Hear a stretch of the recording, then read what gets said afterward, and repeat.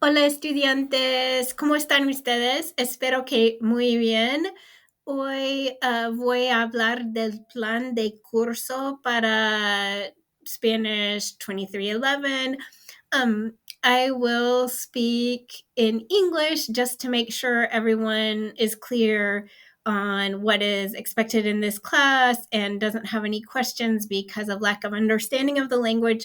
But we will be doing most things in Spanish in this course.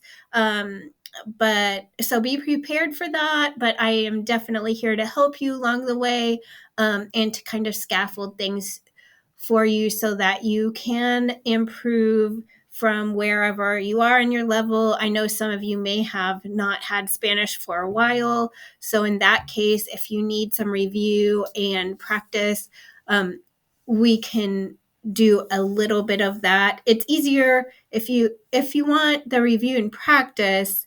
I have sometimes set up for that on campus that you can attend, but if you want it virtually, then please schedule a time with me. I'm not going to have review from previous semesters automatically scheduled. So just let me know. I sent out a survey to students asking if they want to have optional meetings either face to face or virtually. So far, I only have two answers and one yes, which was either morning or afternoon.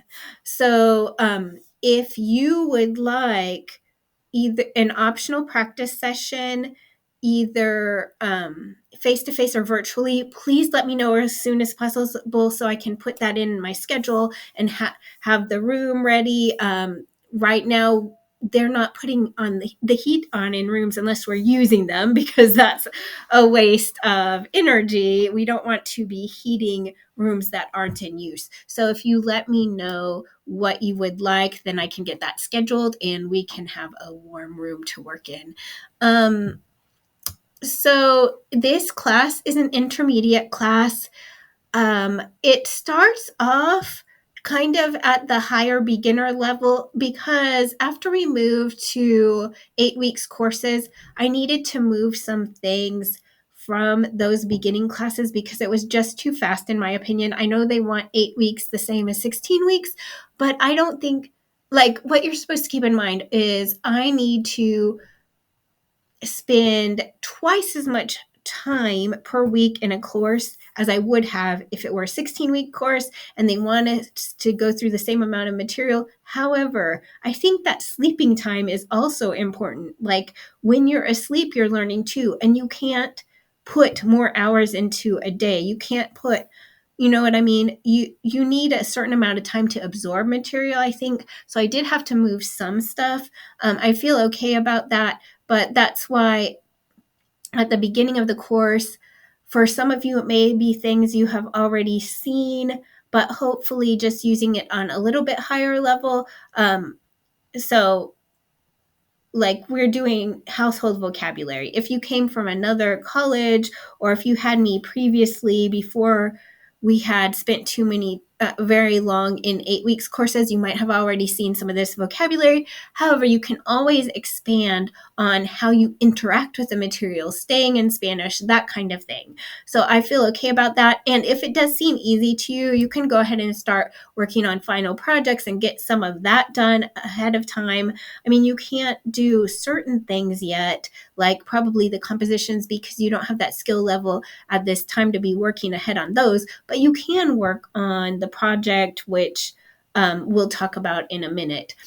So this is an online course. You're not required to meet at a specific time with me, either virtually or face-to-face, but I always like that option because I know it's helpful for some students, and we just don't have the number of students that we need to offer different sections. So I have that built in where you can do some of your work along with me if you want to. I have my office, but a lot of times, well, like I put Monday and Wednesday, 7 to 7:50 a.m. by email. These office hours are only because we have to put exactly 5 hours in the syllabus. No more, no less, 5. However, I'm available anytime, most of the time. Like if I'm not with a group of students, I'm available. So if you email me, you should hear from me relatively quickly, definitely within 24 hours, but oftentimes immediately because I have my email open all the time. So I get to it as soon as I can, as soon as I get done making a video or speaking with other students or whatever. So I'm not limited to these hours at all. It's just because we have to put them in here. My schedule is pretty flexible. So if y'all want meeting times, like I said, just let me know. Tuesdays and Thursdays, I have in LBA 201. That is like a language lab, so you can come work on things, ask questions. It is open to beginners as well, though. So if you want to review, that's a really good time to come if you can make it. I know not all of you can make it to campus though, but if you're on campus or you can make it, that's a good time for review of past materials, or you might be the only one there and we can link it to what we're doing right now. But that's open to everyone. As far as this course, it makes sense that some of you would want to work on things together, we'll schedule time specifically for you based on your needs. This semester, what we're really working on is improving our communication in Spanish. So these are course learning outcomes. And on the calendar, I put what outcome we're working towards with each assignment. But they demonstrate comprehension of authentic spoken discourse produced by Spanish speakers of diverse origins.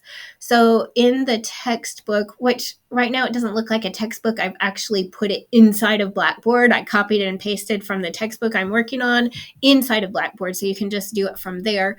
But I have some videos, so you're getting more used to people speaking Spanish, how they would normally. They're on basic topics, but interviews, so that should be helpful. But you can also expand by listening to TV, radio, commercials, those kind of things. Produce oral Spanish comprehensive to native speakers using complex grammatical structures to narrate, describe, and elicit information. You don't really have to worry about the complex grammatical structures. We're working on getting there. It takes longer for that to come in spoken format. You get there quicker probably with writing and reading and listening, and spoken is the last one, but we're working on that. All of these things should help you be able to pass. Well, there are different levels on the proficiency test, and to get the global seal of biliteracy, which I hope all of you will work towards.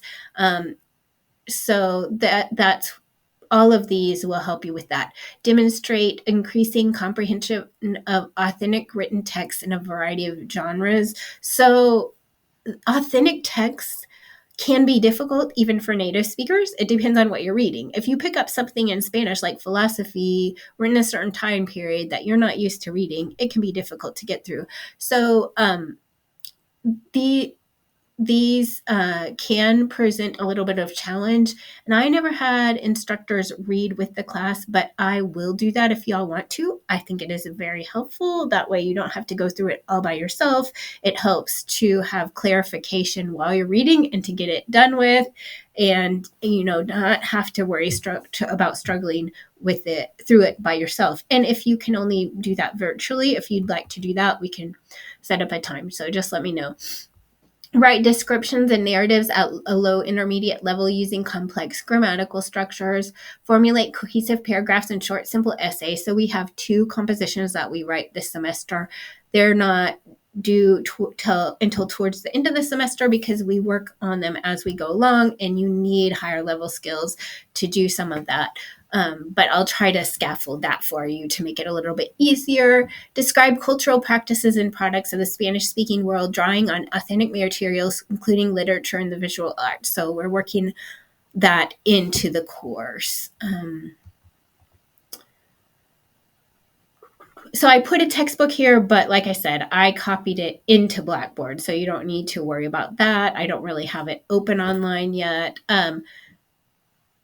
So looking at those skills that you're developing, I put assignments for each one of those. So we have weekly conversation practice, and you can do that with me in class, either virtually or face to face, or you can do it on Pear Deck Tutor. Just to sign up for a Spanish tutor, and then I have a conversation lab sheet that tells you what conversations to have practice with that person, and you'll just report on it and said, I spoke with Jose on Pear Deck Tutor, and then you're going to tell me, I think, 5 things you learned about Jose, and you're telling him about yourself. You're going to tell me what the experience was like. You can do it with an AC tutor, with a classmate that you meet with virtually or face-to-face outside of class time, or in another way that you approve with me. So if you're working on Spanish with a certain person not in the class, that's fine. Grammar quizzes are worth 10%. That's just to help you make sure you're ready for the grammar portion of your test. Reading, viewing quizzes, discussions. I'll either give a quiz or discussion questions over the readings we're doing, or if we watch a movie, just so we have some interaction and you can make sure you have basic understanding of it. If you meet in class and we go over one of those, you can get credit for whatever we went over, so you don't have to do that twice.